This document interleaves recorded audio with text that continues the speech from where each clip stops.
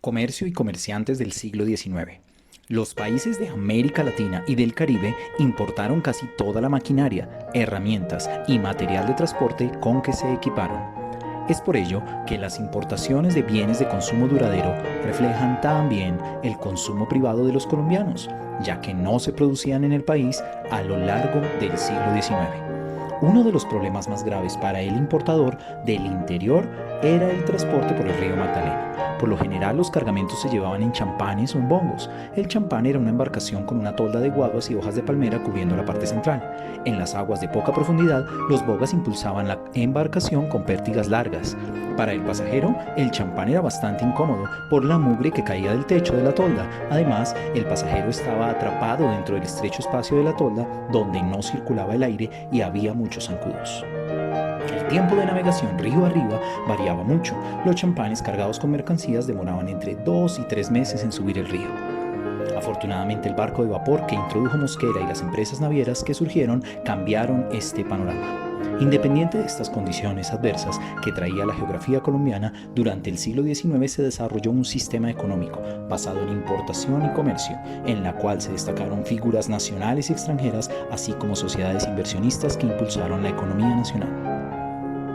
La bonanza tabacalera que tuvo Colombia a partir de la década de 1850 impulsó la llegada de casas comerciales y agencias de navegación alemanas a Barranquilla. Adolfo Held fue uno de los comerciantes alemanes más activos y su caso ilustra la influencia de los alemanes en la historia económica de esta región. Actuaba como importador de productos alemanes y exportador de productos colombianos, recibía en consignación la mercancía y la comercializaba al detal en sus almacenes organizados por departamentos. Held creó una de las primeras cadenas de almacenes en Colombia con presencia en más de 10 ciudades. Por otro lado, en la capital del país, el mercado de importaciones aún no era tan competitivo como llegó a ser después. Había 22 grupos de importadores y los 6 mayores captaban el 66% del mercado. Entonces aparece la casa comercial conocida como Inocencio Vargas e Hijos, fundada en 1845 y activa al menos hasta los años 30. Al frente de esta empresa estaba Francisco de J. Vargas, quien formó parte de un gremio bien definido de mayoristas que prefería los negocios a la política. Francisco Vargas no quiso hacer pedidos demasiado grandes por los riesgos que implicaba el transporte y el modesto tamaño del mercado de Bogotá. Los Vargas importaron casi exclusivamente de Inglaterra y Francia, aunque de vez en cuando compraban de España y Alemania.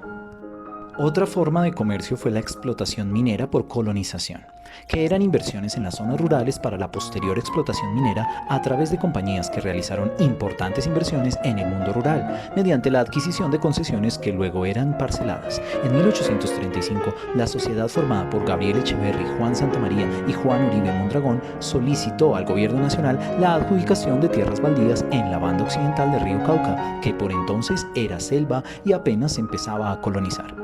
Se conoce como la concesión Caramanta y consistía en más de 160.000 hectáreas de tierra adquiridas a $1 cada una. Siendo esa la inversión inicial, los referidos hombres de negocios fundaron pueblos, construyeron haciendas, hicieron caminos y puentes y mediante donaciones valorizaron las tierras adquiridas. Pero el gran prototipo del comerciante antioqueño hábil para hacer dinero fue José María Sierra Sierra, más conocido como Don Pepe Sierra, el becerro de oro o el campesino millonario. Se dice que llegó a ser más solvente que todo el gobierno de su época. La educación de Don Pepe no sobrepasó el silabario, la suma y la resta, pero eso no importó. La expansión de su patrimonio se dio en el siguiente orden: Valle de la Burrá, Calle Real o Carrera Séptima, Sabana de Bogotá y Valle del Cauca. Don Pepe siempre tuvo claro que con una economía inflacionaria como la colombiana, lo único que engordaba eran los lotes de terreno y el ganado que pasaba en ellos. Casó a su hija Clara con un hijo del expresidente Rafael Reyes. Pisó con frecuencia las alfombras del Palacio de San Carlos y llegó a ser el mayor propietario de tierras y ganado de la sabana. Rápidamente desapareció la timidez del campesino, convencido de ser el único capaz de sacar de apuros a los paupérrimos gobiernos de su época.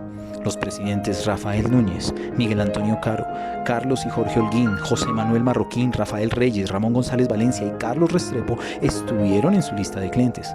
Tratándose de negocios, era implacable. Su rigidez y fingido desinterés no tenían consideración. El cliente era un enemigo que en la farsa siempre llevaba la peor parte.